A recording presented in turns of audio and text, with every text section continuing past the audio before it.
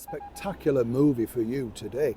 Absolutely, you're really going to love this one because it stars a UK sex symbol, Anthony Steele, and it's the precursor really to something that we spoke about recently.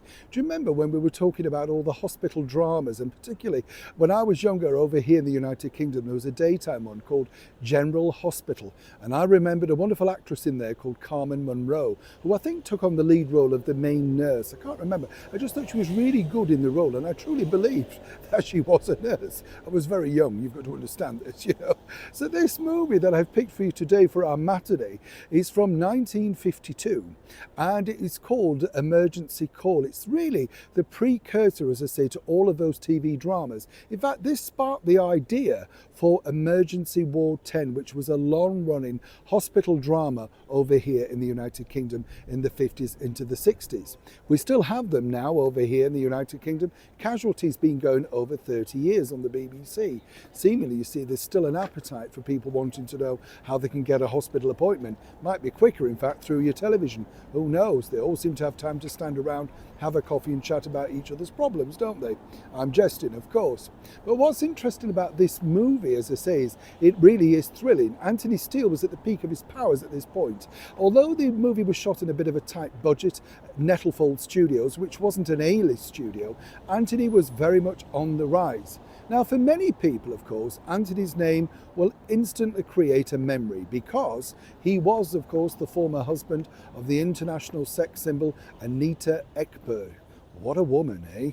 Yes, there were many girls around at that particular period, weren't they, vying for the Marilyn Monroe crown. Let's not forget Bridget Bardot, Mamie Van Doren, Cherie North, Jane Mansfield. There were so many. Dinah Dawes over here in the United Kingdom. But of course, Anita was spectacular on her own, right? And of course, Anthony was very much across all the gossip pages at that time. The cast is backed up by the brilliant Jack Warner. Many people will know him from things like Dixon of Dock Green and of course the brilliant 1950 film The Blue Lamp, alongside an old favourite from Last of the Summer Wine, Thora Hird. But when I often say here on the show about how nothing is new, and nothing truly is new, look out for the British boxer Freddie Mills. Freddie was an international name and won so many awards, so many matches, and of course it was a very clever casting move by the producers to put him in the movie because they knew that a lot of sports fans would come along to see him. He was trying to break into the world of acting as well, and he had a very checkered career post the boxing ring. But either way, he was determined to make it as a film star. Very early appearances also from the carry-on legend Sid James, as I say, stacked with wonderful people and a wonderful story alongside a glimpse in time of how hospitals used to be, where everybody was called Miss and Mr.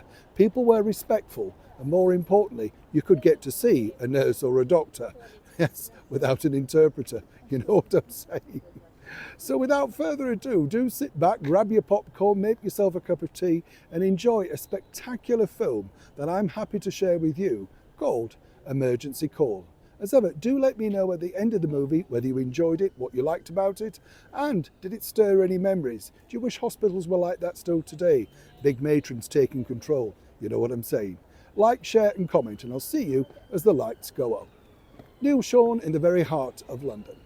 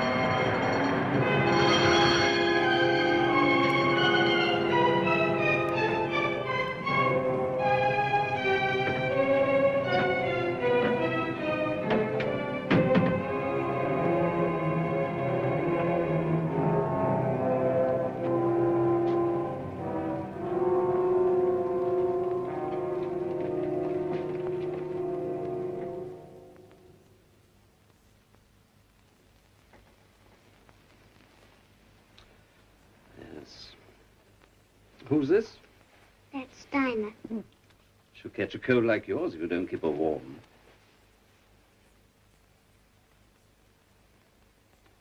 All right, nurse. Yes, Doctor. Is Mommy still here? Yes, darling. Yes, you are quite right. Quite an unusual case. Very tricky to diagnose. I hoped I was wrong. You ever met a similar case before? No, I haven't. I read about it. I had one about 14, 15 years ago. It was fatal then, of course. Matter of a few days. What are the odds now? It's difficult to say. The best chance is a massive transfusion. How long is it since she was admitted? About half an hour. I examined her immediately. Go on. I have a blood group checked at once. The sooner the better. I should be in my office if you want me. I should like the transfusion set up anyway. Yes, of course.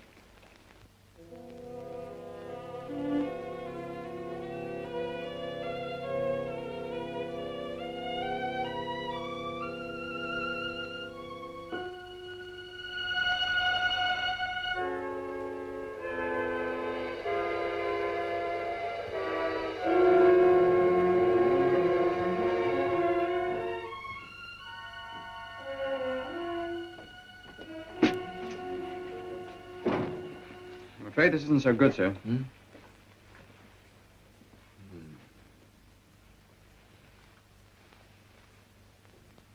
Of all the rotten luck. Any use trying the blood bank? Oh, yes, sir, it's worth trying. Give me the regional transfusion officer, please. Do you think they're likely to have any? It's pretty doubtful, I should think. It's one of the rarest groups of all. We have to hit it with an atypical leukemia, of all things. How long have you got?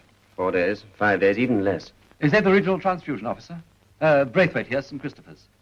We're in urgent need of a supply of ORH-CDE. Can you help us? Oh, I was afraid of that. Atypical leukemia. A child of 5. Yes. A single massive transfusion. All right. Thank you. Goodbye. None at the bank. They're going to check the register for suitable donors and ring me back. How many do we need? 3, isn't it? Yes. You say the mother came here with the child. Is she still here? She's in the waiting room. She wouldn't go home. Yeah, but I have a talk with her. Is she intelligent? Oh, yes, seems to be. Use your discretion.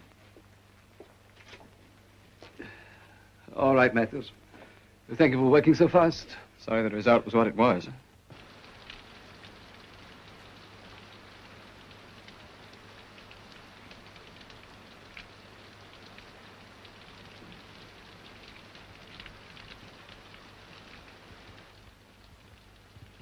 It's being a rather long night, isn't it? Yes. Doctor, if it's bad news, I'd sooner have it straight. I'm sure you would. Penny's suffering from an extremely rare blood disease.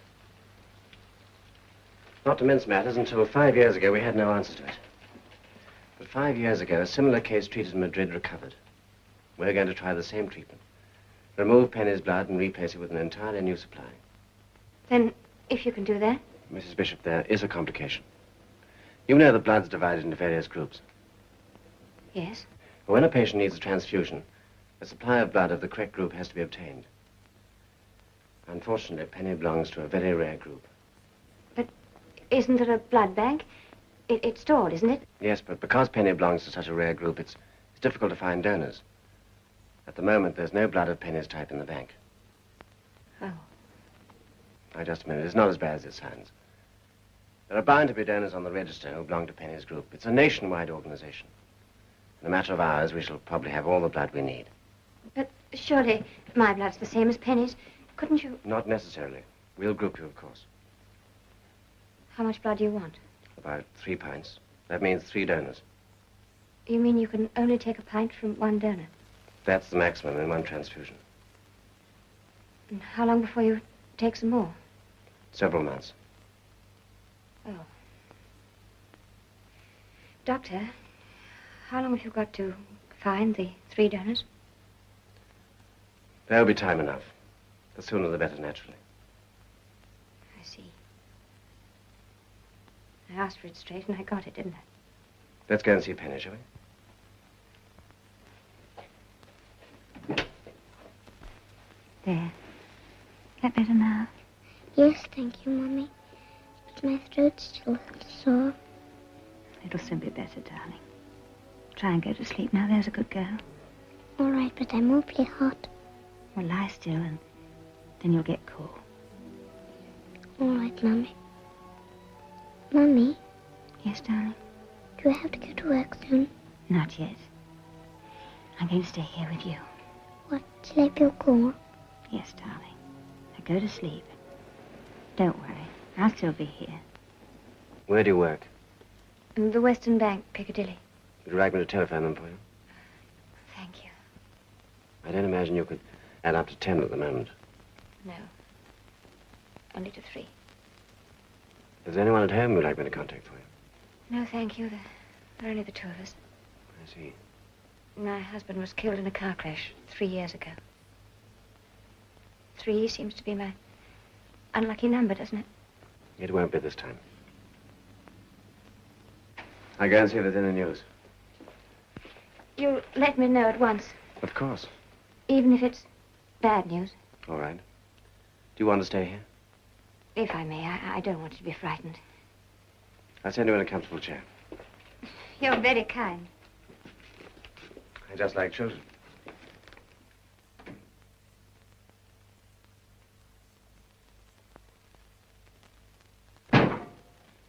Any news? Not yet, Jim. Coffee? Yes, thanks. Sun will be up soon. Why don't you try and get some rest? Too much to do. I'm in the theater at 10. Yes? Yes, put them through. Let's see, transfusion office. Yes, Braithwaite here. You have? Good. Very well, let's have them. They've got a list of donors. Take down these names. Yes. Mrs. Amelia Wilberforce, 4 Hilton Place, Belgrave Square, SW1. Yes. George Robinson, 85 Collingwood Street, Liverpool. Very well. Bye. Only 2. So far. They're going to contact all the local offices to see if there are any names that haven't been passed through to them. But there must be more. Only 2 in the entire country. Only 2 on the register. What happens now? How do we get these people in? Well, the police will see to that.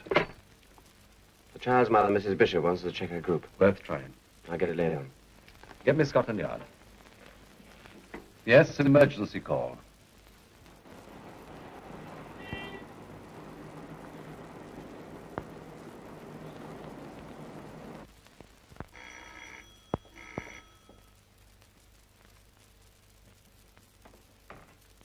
Oh, I'm looking for a man called George Robinson. He lives here, doesn't he?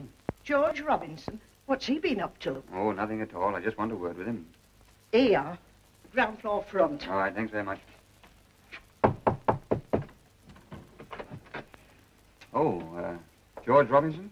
Yes, Well, do you mind if I come in for a minute? not at all. Thank you. It isn't bad news, is it? No, it's all right. Won't you sit down? Excuse the mess, but George is joining his ship this morning. He's a first-class stoker. No, it's all right, thank you. What can I do for you? There's a child lying seriously ill in a London hospital. She needs a blood transfusion, but she belongs to a very rare blood group. Now, you're down on the record as belonging to the same group. They want you to help. You mean they want my blood? Yes, that's right. They'll take it from you here at the Northern, then they'll fly it straight to London. Can you come right away? No. What? Look, Robinson, you realize, don't you, that this little girl in London is dying? I don't want to hear about it. Well, Mrs. Robinson... And nor does my wife. But, George, can't you... I'm sorry, I've got to get to my ship. Well, listen, won't you come down to the hospital anyway and just let them... No. Bye, honey. I'll write you from London. Look after yourself. Just a minute, Robinson. You just answer me one thing before you go, and answer it straight. If this kid in London were black instead of white, would you be willing then... Look, I've told you I've got nothing to say. Now leave me alone. Do you think I have no feelings? I've got a child of my own, haven't I? Do you think I want... I've got to get to my ship. Bye, honey. Well, of all the... No, don't say it. He's not like that, really. Something happened during the war and... Oh, I don't know. He just won't talk about it, even to me. When does he sail? An hour from now. But his ship's due at the port of London on Wednesday night. Maybe they could get someone there to persuade him. Well, I'll report it, but He wouldn't want that child to die. You'll tell them that, won't you? I'll tell them.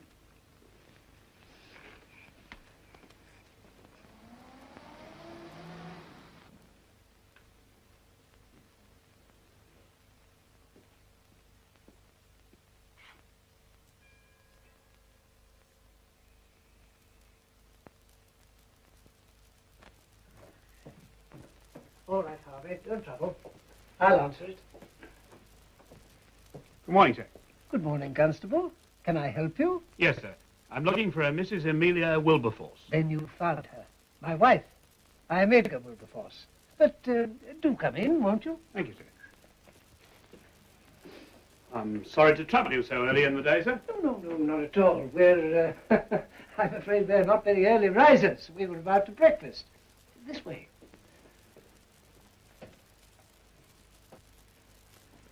Now, sir, what... My wife will be down in a few moments. She's younger than I am, considerably younger, but a little delicate. I tell her she should rarely take breakfast in her room, but she refuses to deny me her company. And indeed, I should miss her sorely. A gay spirit, Constable. A gay spirit. Quite so, sir. Will you take snuff with me? No, thank you, sir. Oh, well, it's an enjoyment that's not to everybody's taste.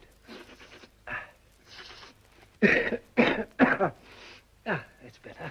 Oh, my dear fellow, I do beg your pardon. Do sit down, will you? No, thank you, sir. I'd rather that... Yes, of course, my wife. You would like the interview to be private? Oh, no, sir. It's not exactly a police matter. It's about a blood transfusion. There's a young girl lying seriously ill in St. Christopher's Hospital. Oh, dear.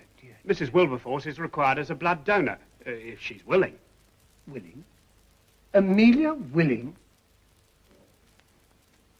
I can assure you, Constable, that if it was necessary, she would sacrifice her last drop of blood to help any poor soul in distress. Oh, I'm sure she would, sir. A brave, generous being, and beautiful.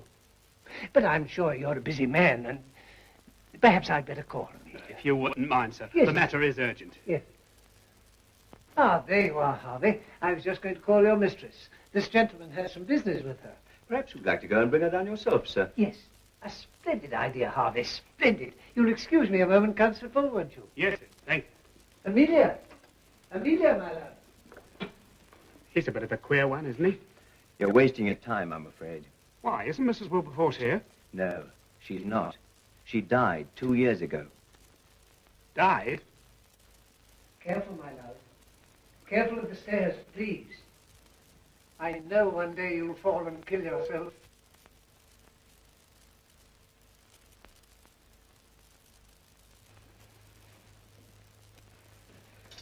Well, Inspector, we haven't been very successful so far. It's early days yet, Dr. Braithwaite. Unfortunately, it's a matter of days. In 5, that child will be dead. We'll have another go at that coloured chap as soon as he docks tomorrow. His ship's due in the port of London to pick up some extra cargo. Next stop, South America. Tomorrow night. I don't think I'd put my shirt on, Robinson, if I were you. No. Well, thank you for coming, Inspector. It's all right. It's maddening, though, isn't it? To think there's probably some little man sitting in Tony Pandy or somewhere. And we don't even know he exists. Well, I'll be at the yard if you want me. This isn't my usual cup of tea, but they've given me permission to stay on it for the moment. Good. Get rather bored with the same old routine week after week. Get in a rut, you know. What's your usual job? Murder. What? Well, I hope you have some luck soon. Bye. Thank you, Inspector. Goodbye. What time is it? Just after 11. And it's still Monday. You brought Penny into us just 8 hours ago. I shall have to take your word for that. I know what's in your mind. The report's through. I'm afraid you can't help us. The blood's perfectly good, but it's just no use to Penny. I did warn you. Yes. Well, is there any other news? Yes, we've great hopes that by tonight or tomorrow we shall have a sufficient supply. But you haven't found any yet. No, we're on the track of some, but it takes time. We've given Scotland Yard several names. They're very efficient. Just a question of being patient. But you haven't found any yet.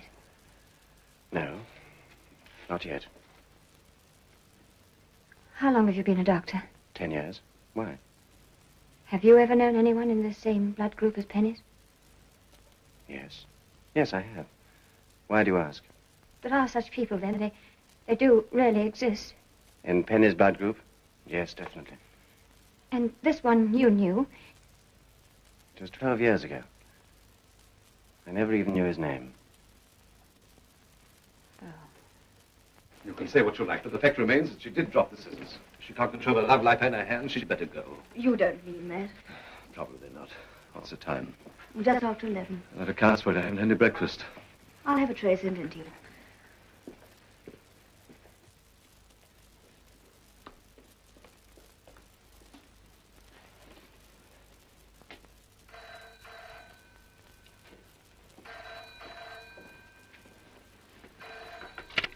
Yes. Yes, put them on. Yes, speaking. Right, let me have it. Timothy Mahoney. Yes. Yes. Right, we'll follow that up immediately. Yes, please do. I hope I have better luck than the last two.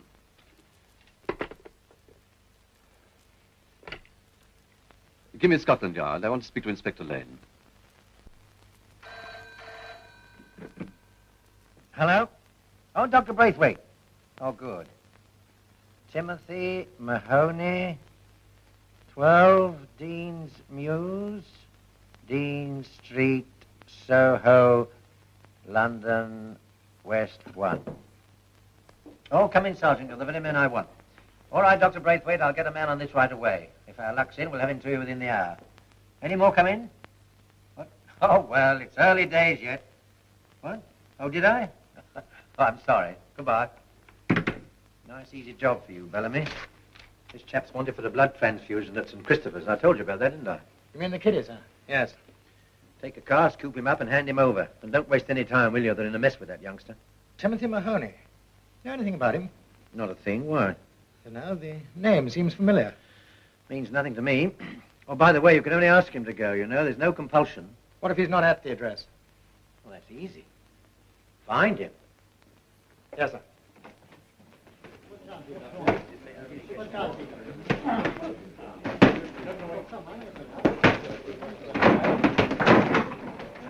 Boy, both ways. 13 stone, £1.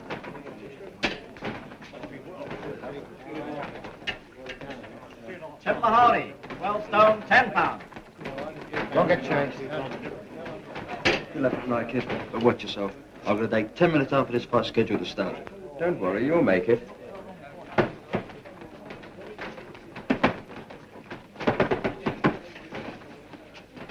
Great kiddie, your boy, Harry. Wasn't kidding. I put a lot of money on him winning tonight. Yes, but Mahoney's a good puncher, you know. He happens to land when anything can happen. I'm surprised at you, Danny boy. You mustn't let him land one. Yes, but if he does... You heard me. If your boy wins tonight, why, anything might happen to you afterwards. And him. Now, look, if you think you can... What's the proposition, Harry? Now you're talking, Danny. Mahoney takes a dive in the third. But he'll never do it, Harry. Do it. That bug's been finished for years. You give him an extra £50, he'll dive like a submarine.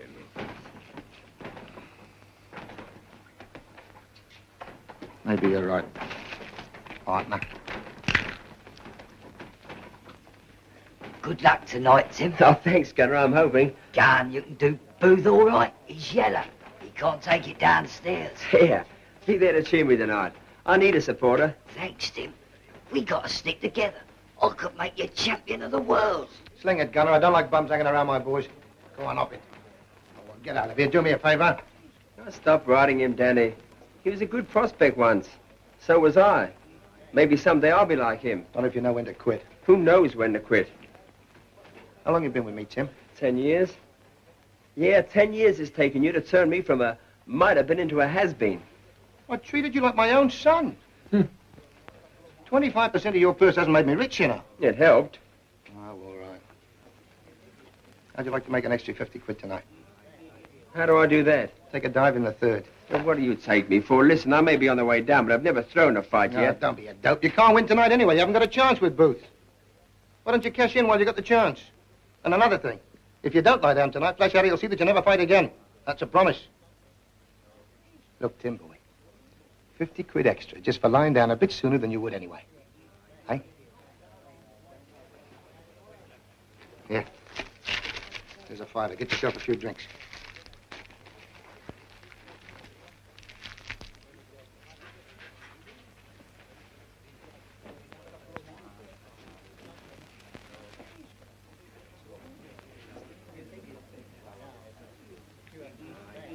Well? You lie down. He cut up rough and he go on the booze, but he always finishes up doing what I tell him. You're a wise boy, Danny. I'm the head on his shoulders. Well, I'm going round to see Joe. Would like me to put something on for you. Tell Joe I'm on booth for 6 quid. All right? 7. All right.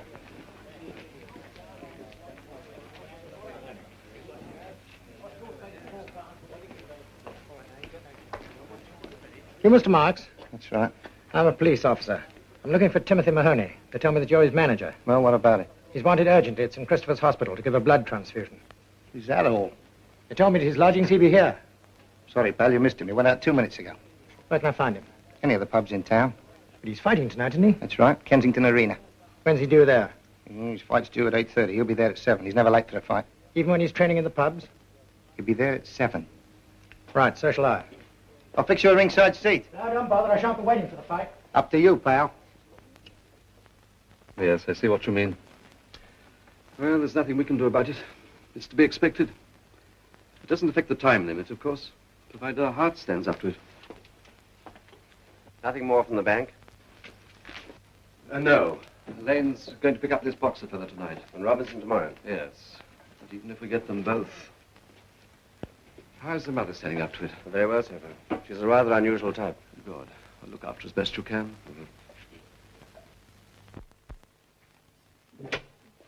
Well, did you get some fresh air? I suppose so.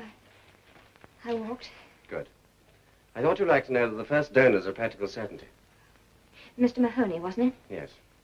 Are they sure he'll turn up for his fight? Oh, it's his living. But if he fights, he might bleed. And... Don't worry, he won't fight. The police will be waiting for him. He'll come. And tomorrow we'll get Robinson, and that'll make 2. If you do get him. And the third? We'll find the third. Please. Well, there won't be a third. Or if there is, it'll be too late.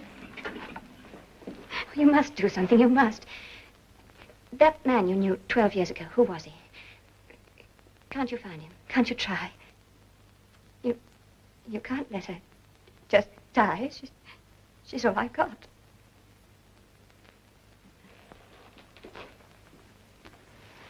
I'll try.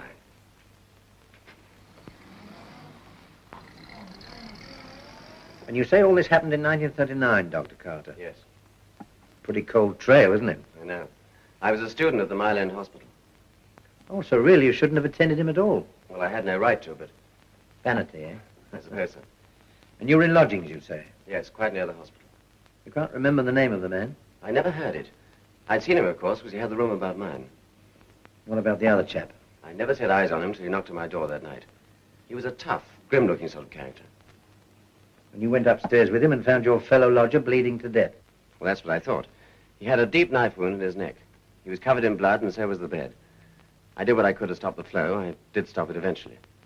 The tough-looking chap just stood there and watched. All he said was, "Don't talk now, Jacko. It'll be all right, Jacko." Kept on saying it. Jacko? Go on. I decided he must be got in a hospital. I took a sample of his blood. I felt sure he needed a transfusion. I told them I'd come back and shot round to the hospital for help. When you got back, they'd gone? Yes. I got there with the ambulance and the senior house surgeon. I think he was pretty cross, wasn't he? Very. And that was the end of it? Well, more or less. I roused the landlady, but she didn't want to know. Wouldn't even tell me his name. They never came back.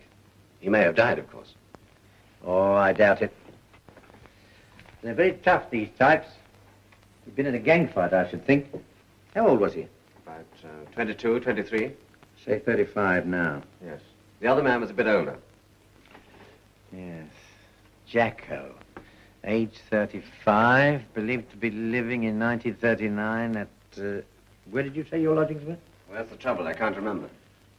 Oh. It was number 5. I remember that. Number 5. That's a help. And it was quite near the hospital. Could you take me to it? I think so. Okay, let's go. First on the right, I think. Should be a pillar box. Oh, there it is. Right, driver. Careful.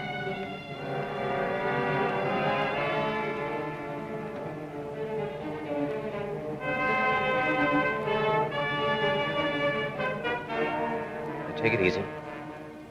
I remember rightly, there should be a... Oh, there it is, the garage. First right.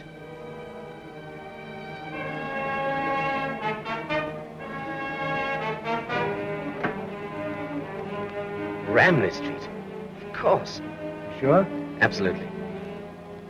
This should be it, sir. Oh. 5 Bramley Street. Well, that's bad luck. Well, that seems to be that. Oh, it's early days yet. We'll see if the local boys can help us. Whitechapel Station, driver. Right, sir. Yes. Yes. Very well, Inspector. Goodbye. There's no news. Lane says Bellamy has instructions to pick Mahoney up, and so far as he knows, he's carrying them out. But if Mahoney's due at the boxing place at 7... Certainly taking their time, aren't they? Why can't they come? Now, please, Mrs. Bishop. I'm sorry. I'm being a nuisance. No, you're perfectly welcome to stay here. No, thank you. I'll go for a walk. Come along. I'm sorry. It's just... I know. We're human too, you know. Yes.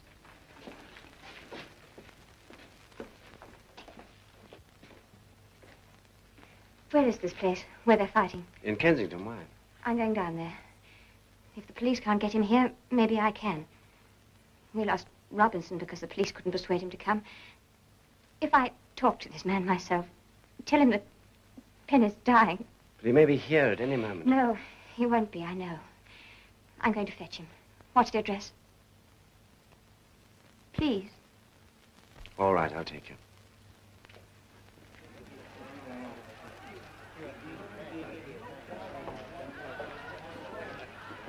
I don't like the look of him.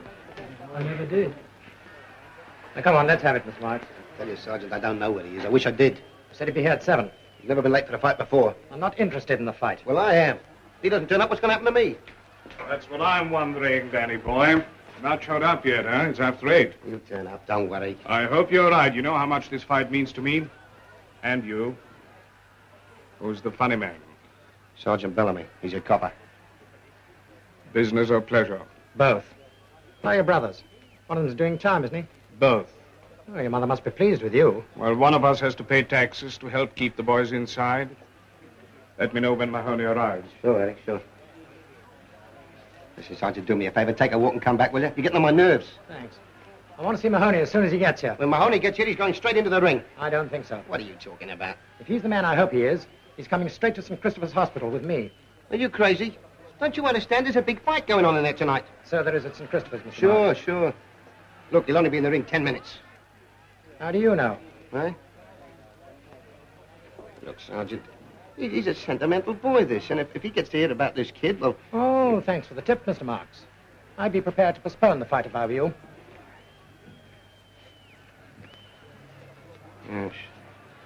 Yes. Perhaps you're right. I'll go and line something up. You stay here. I'll come back. Kick! Yeah? I need help bad. I've got a copper in here and I've got to get him out quick. Find Posh Charlie. Tell him to phone here to the office. Say that he's from the local police with a message for Sergeant Bellamy. Right. And he's got to get back to the yard immediately. Okay.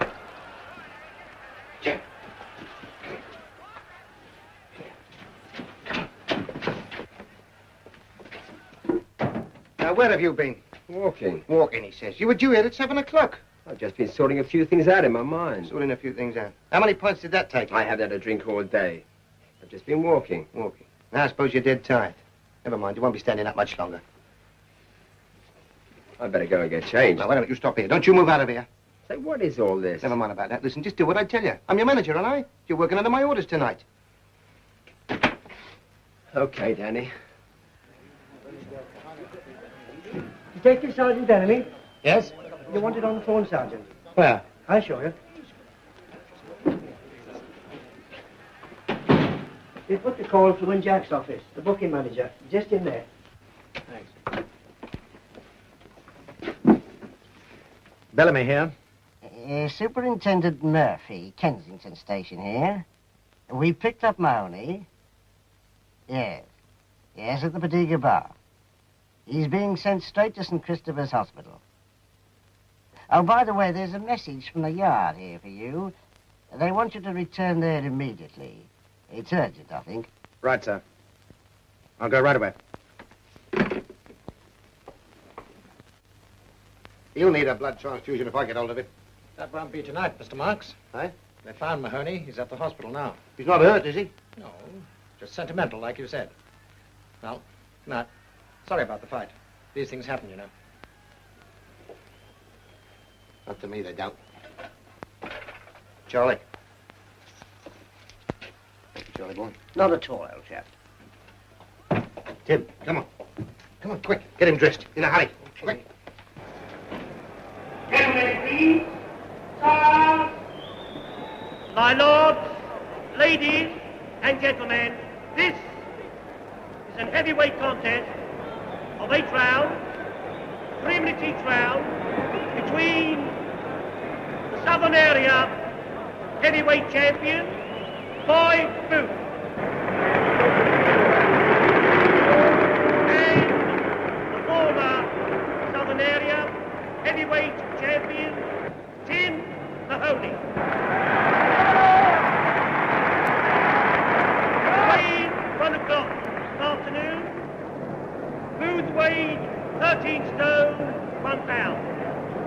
Mahoney weighed 12 stone, 10 pounds. Gentlemen, your officials for this contest. Your referee, Mr. Ernie Rice. Your timekeeper, Mr. Charles Byrne. And they are both ready, sir.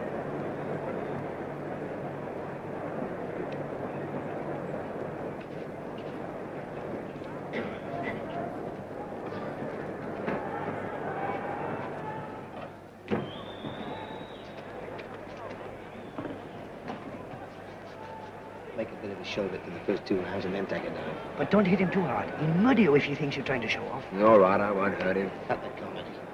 He knows not to go down before I hit him, then, eh? Remember Casey? He went down and I missed him by 3 feet. This boy's no mug. Better watch yourself. I don't trust Mr. Marks or Mr. Mahoney. Take it away.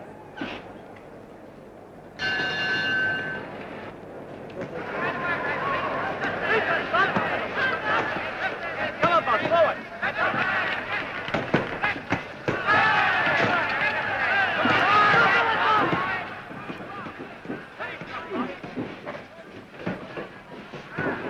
But you said the police were going to pick him up before the fight. He may have refused to miss him. Lane only promised to try. Nobody cares enough. Everybody promises, but nobody does anything. We'll see him afterwards. He might get hurt, and...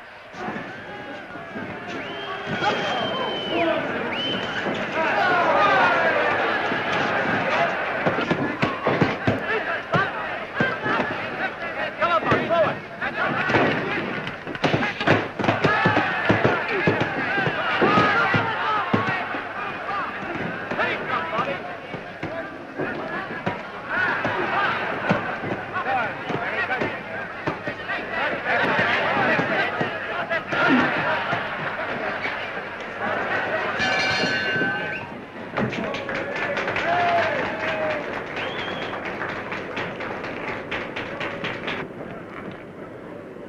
That Booth's a mug. I could do him any time I like. Listen, you keep away from him. I've seen him punch. Don't get any fancy ideas. Look, I can't do it, Danny. I can't throw it. All my life I fought to win. I can't change now. You're going mad. You start the fight now, Booth will chop you to pieces, and if he doesn't, anyone. I don't like his manner. He's too sure of himself for a guy who's going to lose. Maybe, maybe not. Better not take any chances. Mahoney expects you to open up in the 3rd. Fool him. Open up in this one and put him away quickly. Right. I'm going to enjoy this. Is he going to be all right? I think so. He's not first class, but he's an old hand. He'll keep out of trouble. Take it away.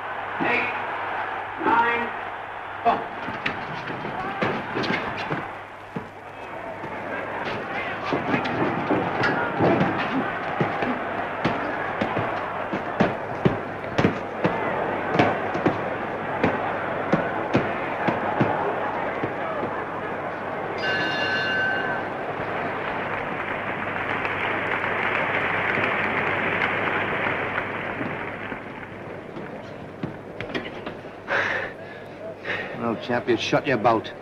After this, you can get yourself a new manager. Yeah, I'm through. Washed up. You could have had 50 quid, but not now. His eye's pretty bad. Shall I fill the towel in? He's so blooming sure of himself, let him take it. Downstairs, Tim. Downstairs.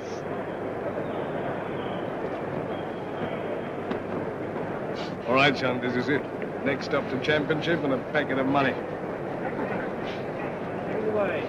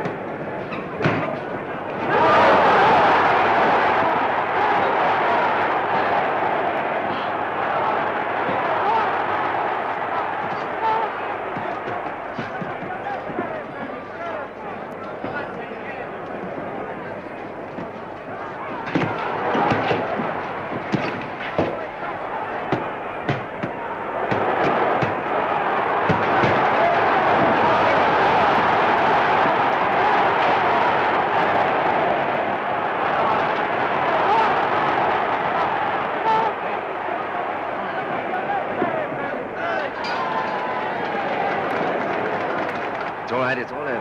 Helen is well. Can we see him now? Let's go round to his dressing room.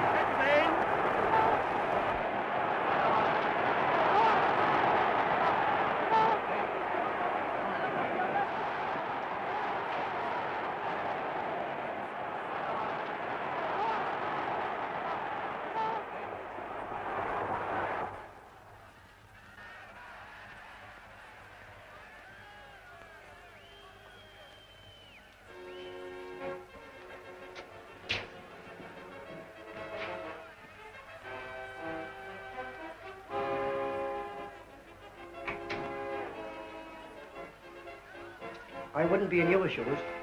But I won, Chick. That's all that matters. I won. It's in the record books now. Nobody can take that away. Blimey, we're in deep trouble. Eddie's got a boy on every exit. I've got to get going. There's no sense in me staying. It's got nothing to do with me. We got to stick together. You say it was your fault and the 50 quid's yours. Sure it was my fault. I don't need the 50 for saying so.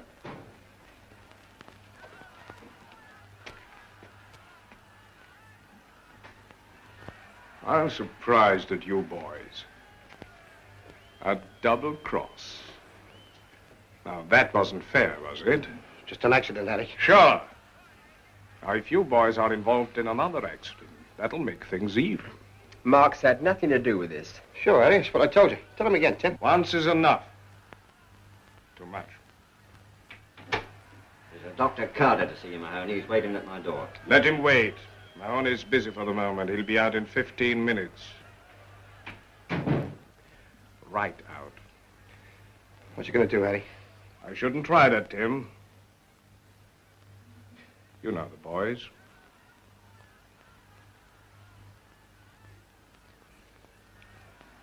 Eddie, you're making a very big mistake. Correction, you made a mistake. Now, if you walk with us, and no funny business, we'll go out the side door and miss your doctor friend. Get dressed.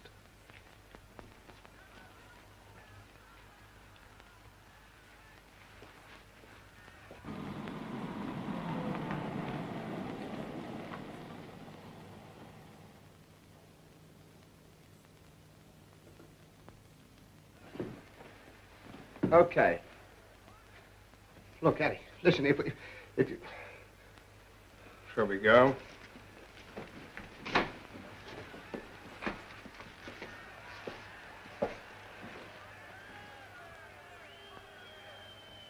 Mahoney, stop!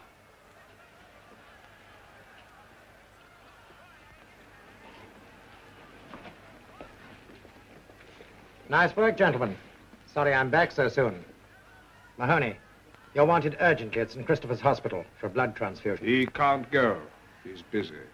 Say, what is all this? Mr. Mahoney, it's my little girl. She's dreadfully ill. You will come, won't you? Please. Sure, I'll come, lady. If these gentlemen can postpone our appointment. Hello, boy, Tim. I'll come too. Perhaps I can give some blood. Sorry, Mr. Marks, the car will be full. There's no room for you. I'll walk. You heard me, Mr. Marks. Are you ready, Mahoney? Sure. Good evening, gentlemen. It's so kind of you to break your appointment. Mahoney is giving his blood in a good cause. So can you.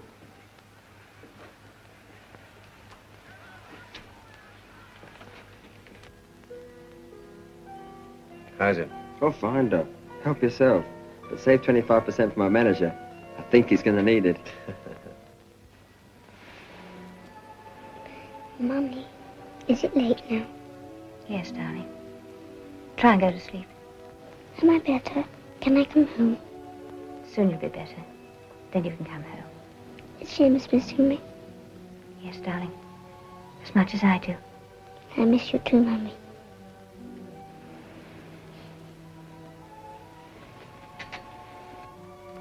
Who's Seamus? He's her cat. She's very fond of him. Look after this, nurse. It's precious. Yes, Doctor.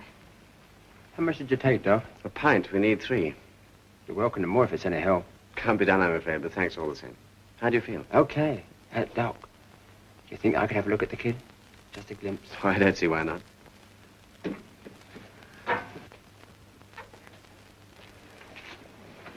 You asked if you could see her for a moment. Of course. She's asleep. Oh, I won't wake her. She's like you, Mrs. Bishop. You'll be taking her sisters when she grows up. When she grows up. Thank you for helping, Mr. Mahoney. Oh, I was only too pleased to help. Well, I'd better be going. I'll see you on your way. Goodbye, Penny. Good luck.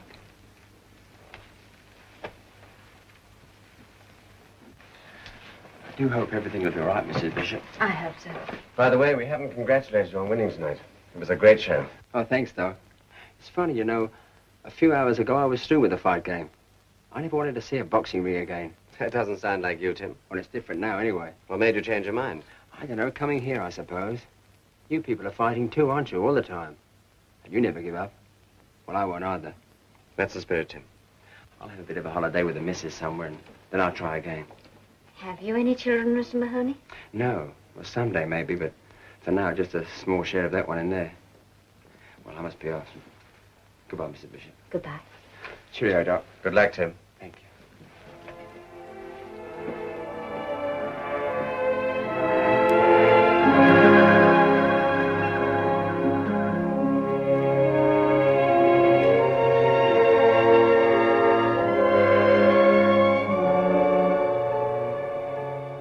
Well, we're on the way.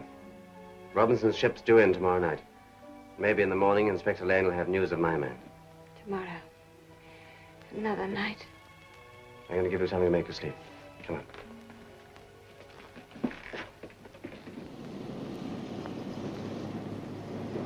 Well, I was going to have a day off today and do some work in the garden.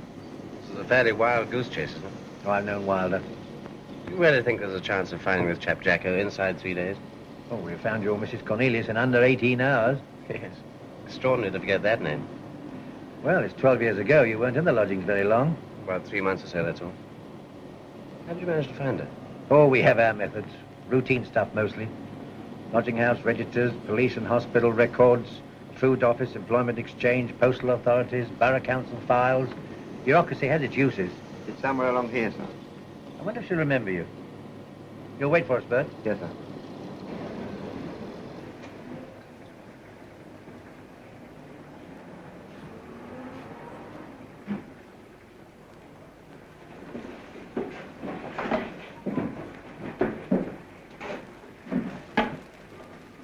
Hello, dear. You're a bit early. Still, I think I can fix you up. What's it to be, eh? Nice bit of haddock. I'm just frying. No, thank you. Mrs. Ada Cornelius? Oh, a copper, eh? That's right. Well, This is Dr. Carter. Do you remember him? I stayed with you for a little while at Bramley Street in 1939. a lot of men have stayed with me. Another one of your lodgers in the room above Dr. Carter's. He had an accident one night. Did he?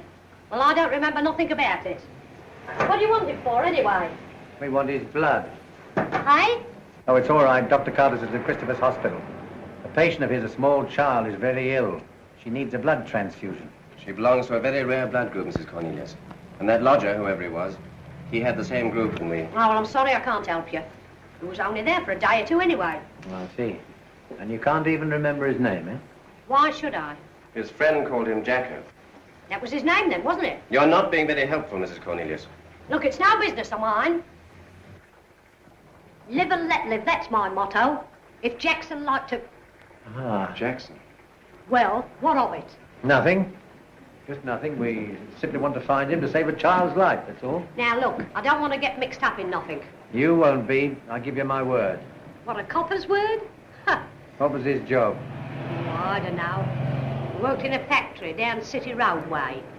They made them propelling pencils and things like that. They gave me one once, but it didn't work no good. What was the name of the chap with Jackson that night? Well, you should know. I never saw him. And you can't tell us anything else about him? No, I can't. Hmm. All right. Come on, Carter. Thank you. Goodbye.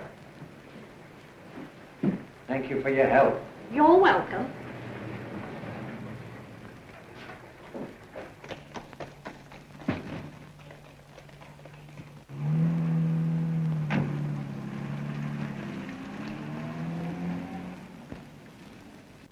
Kind, helpful soul, wasn't she? If you'd been a man, I'd have punched her on the nose.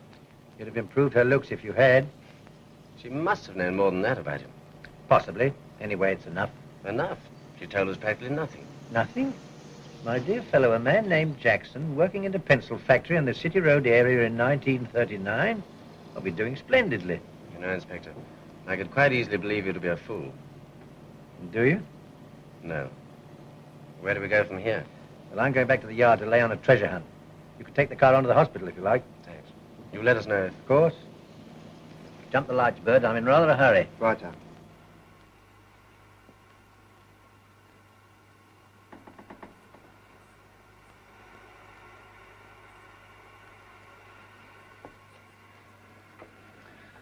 That's all we can do for the moment, sister. Little thing. So unfair. You're looking as sick as a dog yourself. Go and have your lunch now. It's past 2. I'll call you if you're wanted. All right. Oh, is it all right for Mrs. Bishop to come in? Oh, yes, where is she? She's in the waiting room. She's got to be back at her work by 2:30. I'll go and send her in. Nurse, may I have the chart, please?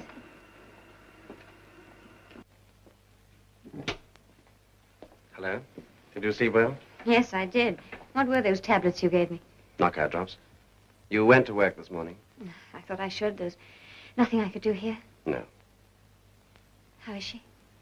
She's holding her own. You can see her in a few moments, but don't expect too much, will you? No, I won't. You'd tell me if... Of course I would. You mustn't lose heart. Dr. Carter, Inspector Lane just phoned. He'd like to see you at Scotland Yard as soon as possible. Right, thank you, sister. That's good news, I'm sure. I better get down there right away. Jackson? Yes. You heard about the colored chap? Yes, Sister told me. Well, that's tonight. And Jackson's the third, I'm sure of it. With any luck, Inspector Lane will have him down the yard right now. I never thought we'd find him so easily. Sister will take you along to see Penny.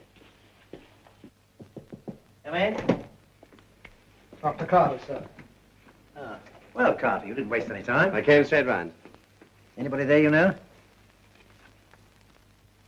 The bridegroom, that's Jackson. He's older, but that's him, all right. Where is he? I bloody fine, huh? Oh. We found the pencil factory, but he left there in 1940 to join up, and he didn't return. You mean he's dead? No, he just didn't go back to the pencil factory. But we found this chap still there, the best man. Sheldon, his name is. Jackson married a girl called Eileen in 1946.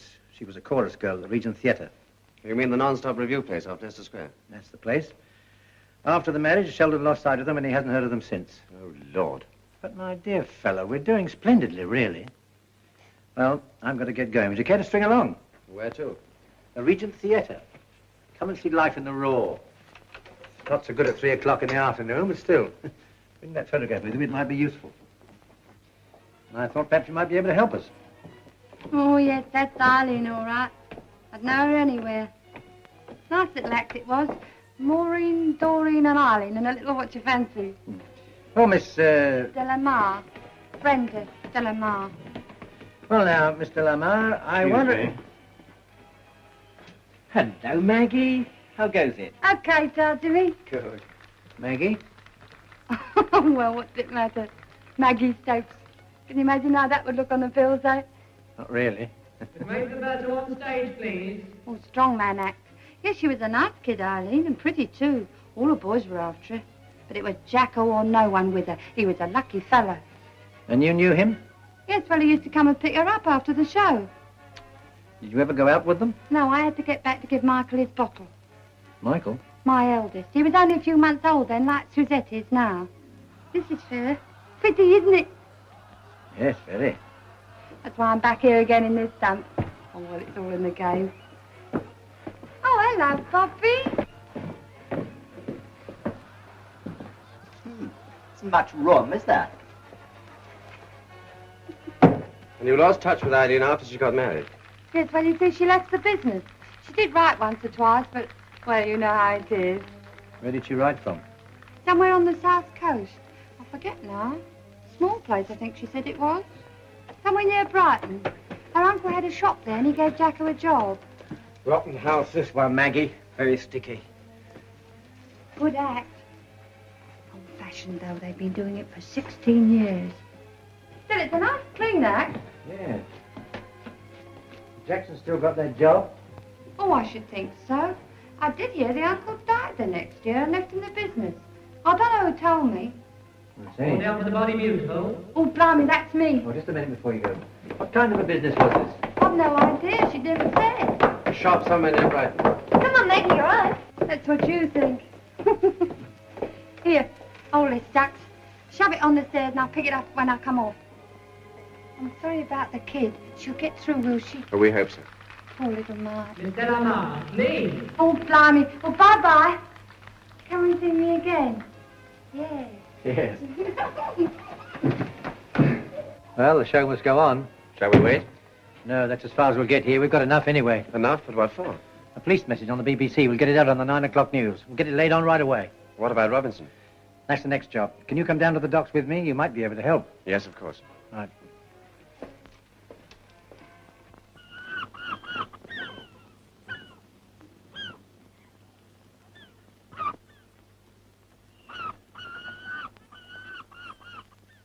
For Pete's sake, man, it's not much they're asking. And you won't lose your job? If you miss the ship, they'll have you flown to Marseilles. You can pick us up there. It's not that I'm worrying about, Skipper. What is it, then? There's a child's life at stake. Don't you realize that? Why won't you go? I'm sorry, Skipper, I just can't, that's all. Well, maybe the police will be able to knock some sense into you. Why can't they leave me alone? I don't want to talk about it no more. Ben? Inspector Lane, Skipper. Don't come in, Inspector. Evening, Skipper. Good evening. It's Dr. Carter. He's in charge of this case. Well, this is Robinson, and I hope you'll do better with him than I have. Well, Robinson, what's this all about? Why won't you help us? You can't make me do what I don't want to. I know that. I understand you have a child, a little daughter. Is that right? Yes, sir. That's right. Supposing she was very ill and the one person who could help her refused, what would you say to that, eh? I don't want to hurt no child, sir. The skipper will tell you I'm not that sort of fellow. Won't you, Skipper? That's right enough. Why won't you help us then? I just... The child's white and you're colored. Is that it? Is that what it is? That little child's got a mother, ain't she? Would you want colored blood in a child's veins? What do you mean, colored blood? Your blood's red, isn't it? Yes, but... The same as everybody else's. The color of your skin's got nothing to do with it. Don't you understand that? White, black, brown, yellow. Human blood's the same the world over. I don't know about that, Doctor. All I know is that white people don't want colored people's blood in them. Who told you that? I just know, that's all. How do you know?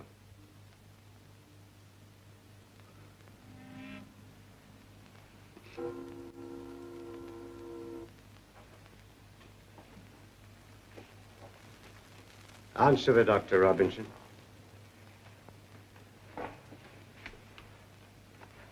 Come on, old chap. Tell us. I agreed to give my blood once to help a white man. I'm not doing it again. When a dog's been kicked once, he don't go near the one who kicked him no more. Who kicked you, Robinson? According to the records, your blood was tested during the war. Is that when you were kicked? He was dying. He had been fighting against me, but now he was dying, and my blood could have saved him. You mean he was a German? That Jerry, for Pete's sake. He could have had my blood, and he turned it down, so he died. He died rather than have colored blood in his veins. No. You've got it all wrong, man. He didn't refuse because you were colored. He was a Nazi. He'd been taught to believe not to mix with anybody who wasn't of pure German stock. All the same, he turned me down. Of course he did. He'd have done the same thing if you'd been a Jew, an Italian, or a Chinese. I'd like to believe that. Oh, don't be a ruddy fool, man. You heard what the doctor said. It's nothing to do with your blood. Your blood's as good as mine, or the doctor's, or the inspector's. It's better. Our blood's no use to Penny Bishop. Yours is. Listen, Robinson.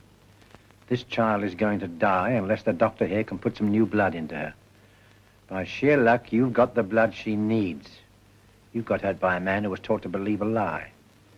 Because of a lie, are you going to have this child's death on your conscience for the rest of your life? No. Don't, sir. Don't say that. I just promised myself I'd never get kicked again, that's all. The child's mother won't kick you. I promise you that. Come on, Robinson. What do you say?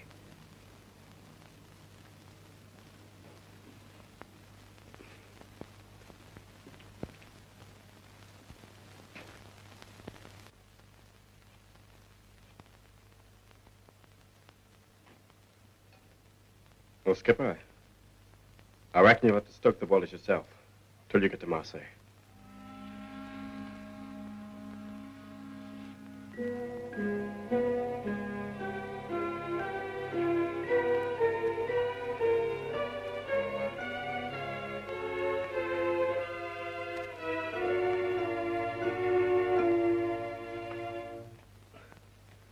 Robinson, this is Mrs. Bishop, Penny's mother. How do you do? I just wanted to thank you for helping us. You're welcome, ma'am. I'm sorry. He's got something he'd like to show you. Well, it's just a picture of my little daughter. I thought maybe you'd like to see it. Oh, she's sweet. What's her name? Christine. She's only 18 months. Oh, you must be very proud of her. I certainly am. I thought maybe you'd like to keep it to show it to your little daughter when she gets better. Oh, I'm sure Penny would love it. May I? Please. Thank you. For everything. Goodbye, ma'am. Goodbye, Robinson. All clear? Yes, sir. All clear.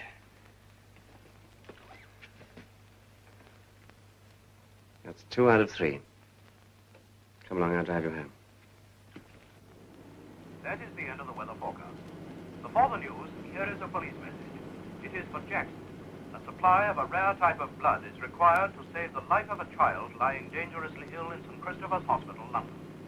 The police are trying to get in touch with a man named Jackson, nicknamed Jacko, known to have been living at number 5 Bramley Street, Whitechapel, London East in August 1939.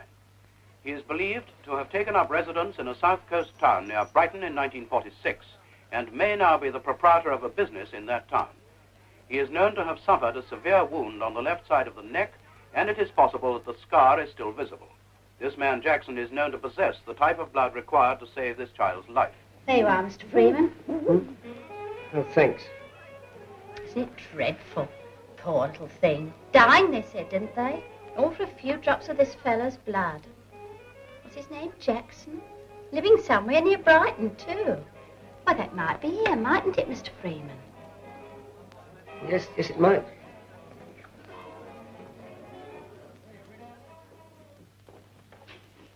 Good morning. Inspector Lane, CID. Yes, sir? Superintendent Travers, please. I had a message from him. That's right, sir. Come this way, will you?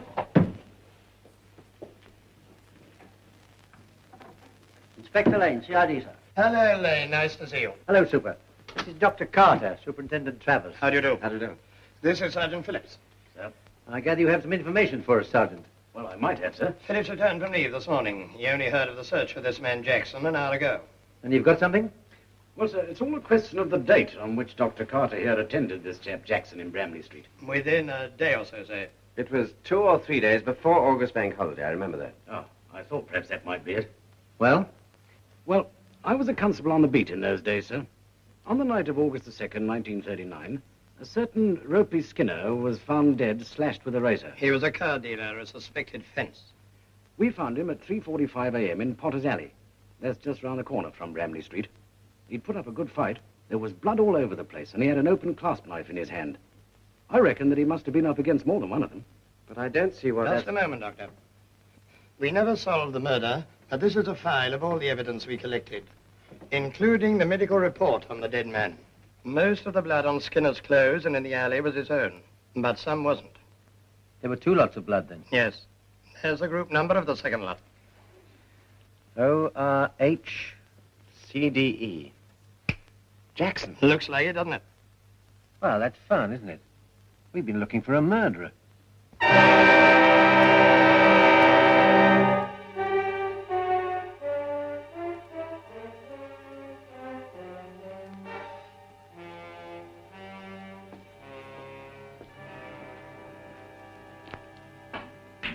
Red. Back in a minute.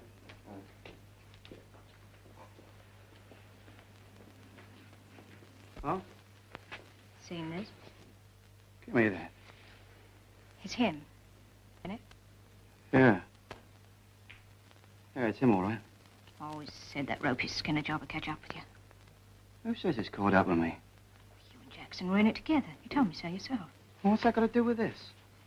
They want his blood for this kid, don't they? How do you suppose they know it's the right blood? You tell me.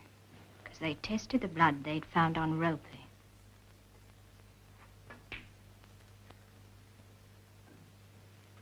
Eh? How else could they know? That was years ago. Well, maybe someone remembered. See you later, Brett. Okay, cheerio, Joe. So long. Right. Anyway, they haven't found Jackson yet. No. Not yet. What are you trying to do, kid? Scare me? Always said you ought to have kept tabs on that fella. Yeah, he won't talk. Why should he? He'd only be putting a rope round his own neck. You might make him talk. I've got to find him first. He might come forward on his own. No, he's not that crazy. Even though he did go straight. Red, I wish you knew where he was. What good would that do? And you could do something about him. Couldn't you? Don't you worry, kid.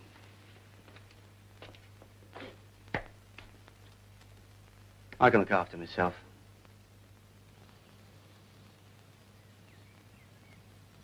That'll be 10 and 8 pence altogether, Mrs. Steele. Thank you. 2 shillings and 2 shillings. Obliged. Oh, Mr. Freeman, I suppose you haven't got any bananas. I'm afraid not. They're still very hard to get, you know. Oh, dear, what a shame. My little girl does like them so. Although I must say I don't agree with her. She always comes out in blotches. Well, it's My husband 10 and says 8 plus 8 and 11 and 1's 12, Mrs. Steele. Good morning, Mr. Freeman. Good morning. Hi, Lee. Yes, Steve? Why, what's up, Jacko? Jacko, what is it? Listen, there's a policeman in the shop. I don't want to talk to him. Oh, Jacko. It's about that kid in hospital. It must be. Oh, can't you tell me? Oh, it's too late now, but listen. Remember, I changed my name because of that fella, Brett, to get away from him. Yes. Well, there was more to it than that. We killed a man.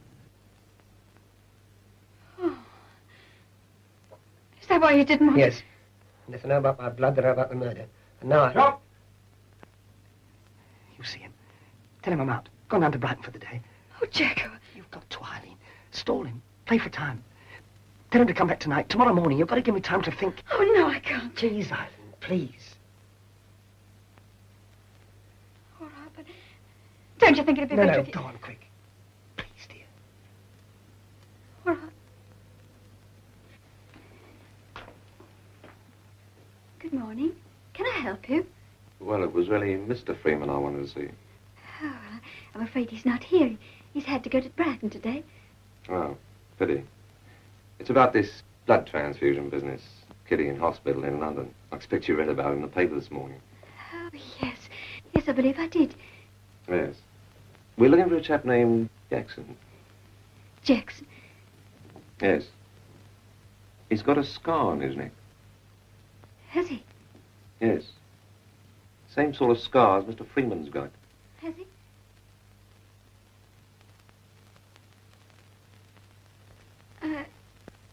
No.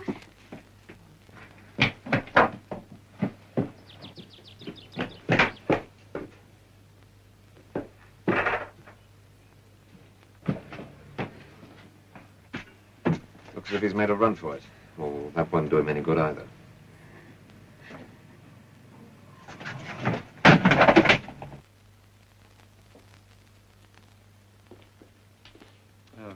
I'm afraid we haven't much more time, Carter. How long? If we don't find the third donor within 12 hours...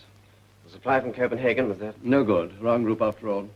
What about your man? Is there any news? Well, the police are doing their damnedest. I'm afraid it's our only chance now. He can't have gone far, sure. No, and he can't live on air. He's a murderer on the run. He can't keep running for long without arrest. Somewhere.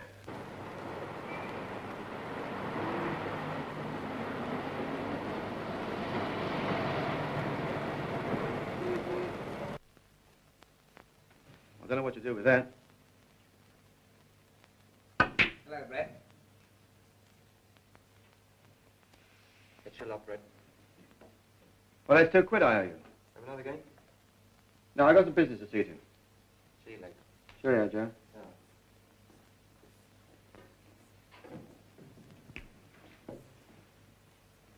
Well, Jacko. Long time no see. Yes. Brett, I'm in trouble. You made a mistake running for it, Jacko. Well, what else could I do? You know about it, don't you? You saw that photo in the papers. They were on to me, Brett. I had to run. They'd have got me if I hadn't. Brett, you've got to help me. If they know about Ropey Skinner, they must do. We were in that together. Who says we were?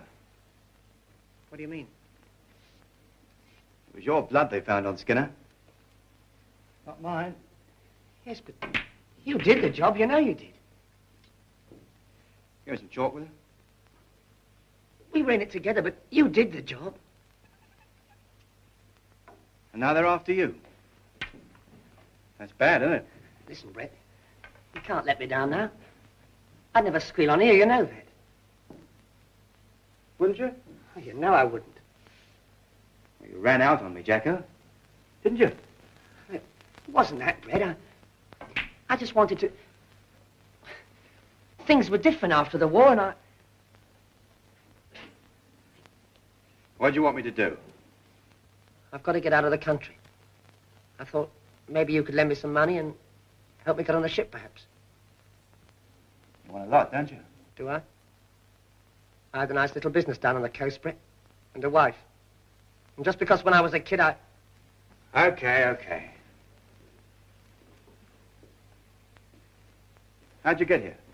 I got a lift on a lorry. What time did they get on to you? About 11 this morning. The copper called in the shop and I got out the back way and then I... Omari, this is Jacko.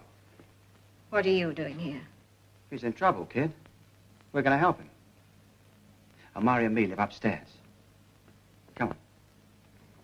Where are we going? You can lie low in the cellar for a bit. Omari will fix you up with some food.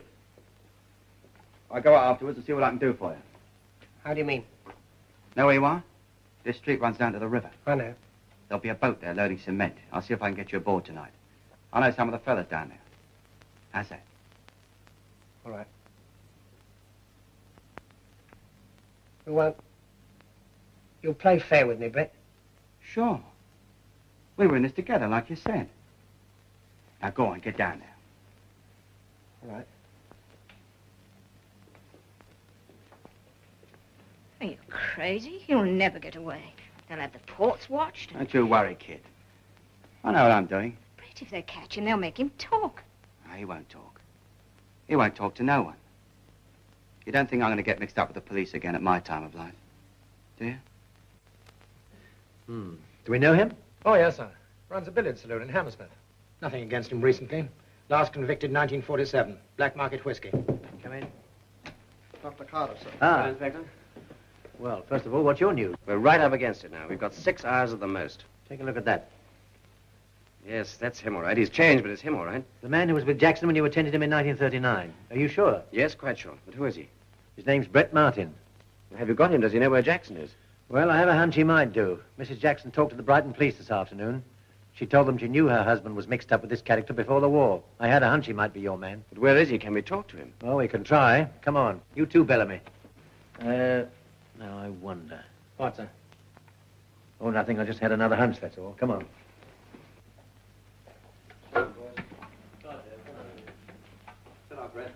Cheerio, Dave. Say hello to Patsy. How much longer? I just started a new game. What you say, you've got to close early? It wouldn't look too good. The sooner he's out of here now, the better. Don't worry. I'm going down to see him now. Got it all worked out.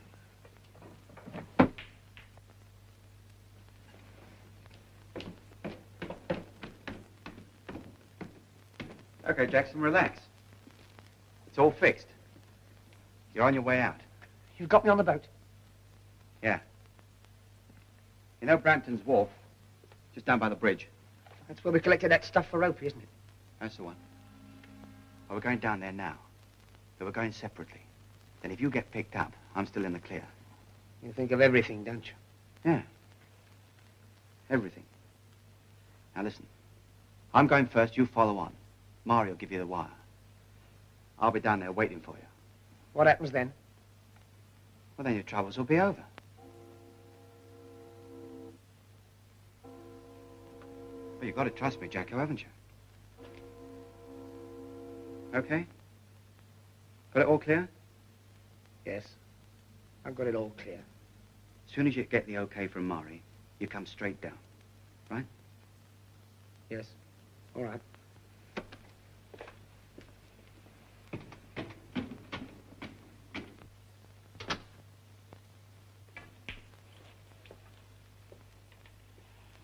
I'm going down to the wharf now. As soon as they've finished turning him out, then get him up. I've told him where to come. Got that clear? Yeah. You won't make any mistakes, will you, Brett? No. There won't be any mistake. Must you take that? Just in case of accidents. I shan't be using the noisy end. When they fish him out of the river, he won't be weighed down with bullets. Back in half an hour. Brett. Quite a girl, aren't you?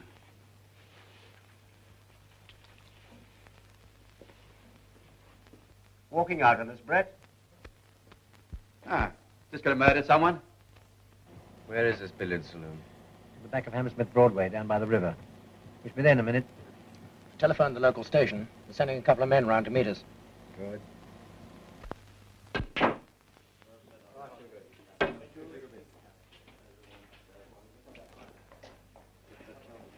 long, Mary. See you See you then. tomorrow. Good night, Sid. Cheerio. Good night.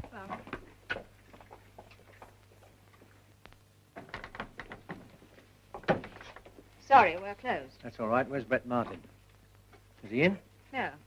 Who are you? Fair enough. We're the police. Where is he? I don't know. He went out. When's he coming back? How should I know? What is all this, anyway? Oh, I just want to have a talk to him. Does he live here? Yes. Do you? Now, look here. All right, all right. So Brett's gone out, has he? Who did he go out with? Jackson? Who? Oh, you've never heard of him. No, I haven't. Don't you read your daily papers? Not today, I didn't. Who said it was in today's? All right, then, I did read it. But I don't know Jackson. And Brett hasn't heard of him since before the war. He told me so. Brett told you that, did he? Yeah. What would Brett do, do you think, if Jackson turned up here? Would he hide him or hand him over to the police? Well?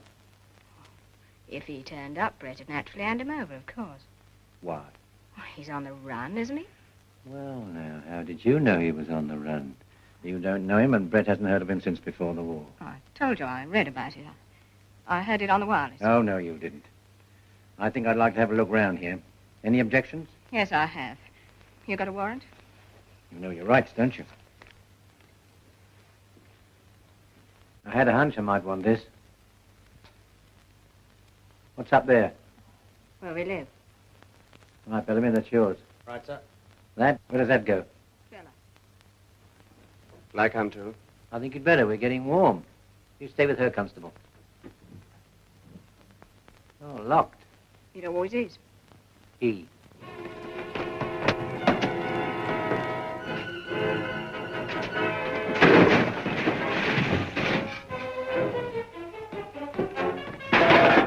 Jackson! Constable, he's climbed through the coal chute. Get on to information room.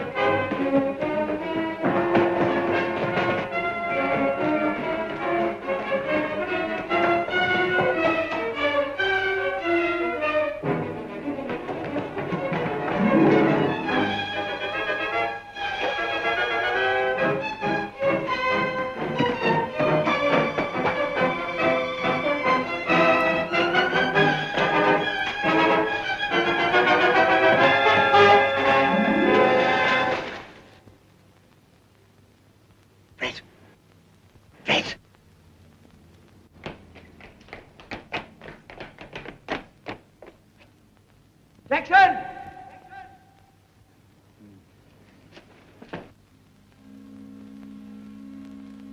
Brett! Brett! Brett! Jackson!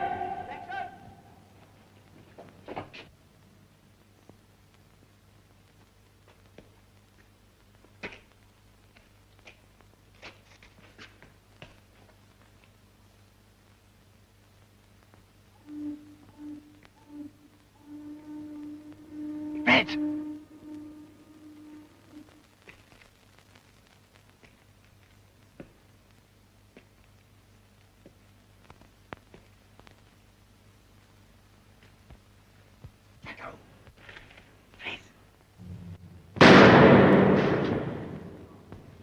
Over there.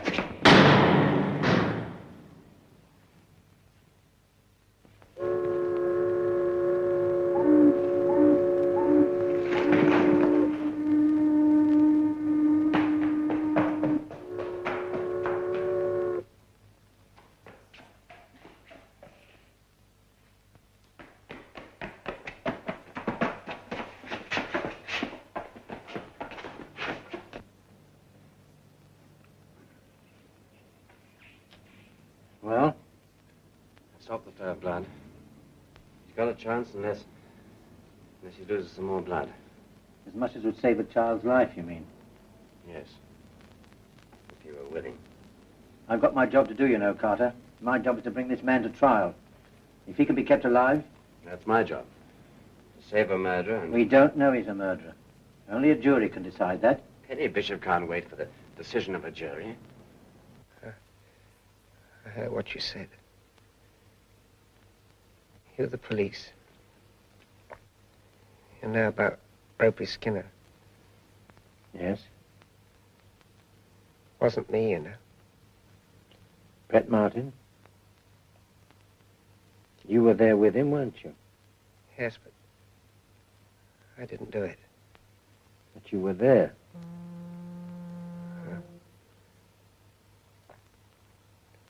I've been straight ever since. Yes, I know. That won't make any difference either, will it? No, that won't make any difference. That kid in hospital. She's still alive? Yes, she's still alive, as far as we know. I'm her doctor. You want my blood for her, don't you? Can I talk to her? Yeah. Have you any children, Jackson? We were going to have. I didn't want.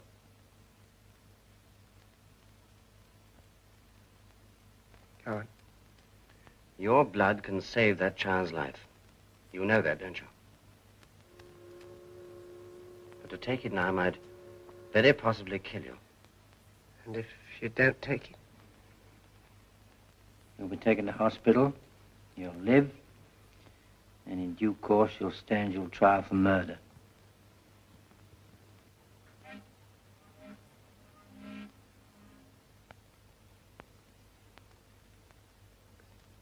Eileen. She'd like the kid to live.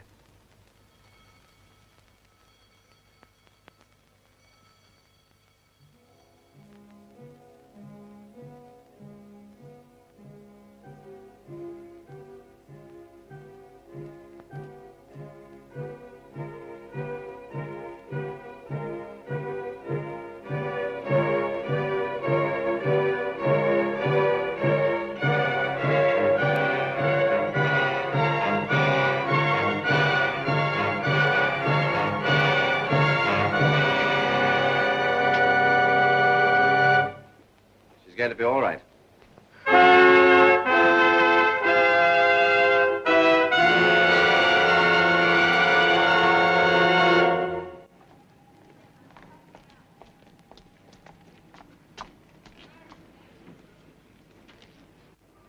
I'm sorry I let you down. Right at the last moment. You let nobody down. You wouldn't know how. I can't believe it's only 5 days ago since... Yes. A lot's happened since Monday. Yes, Sleep tonight. I'll see you tomorrow. tomorrow.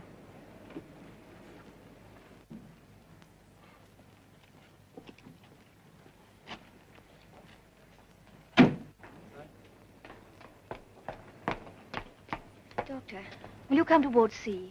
That pneumonia case? Oh, yes, I come at once.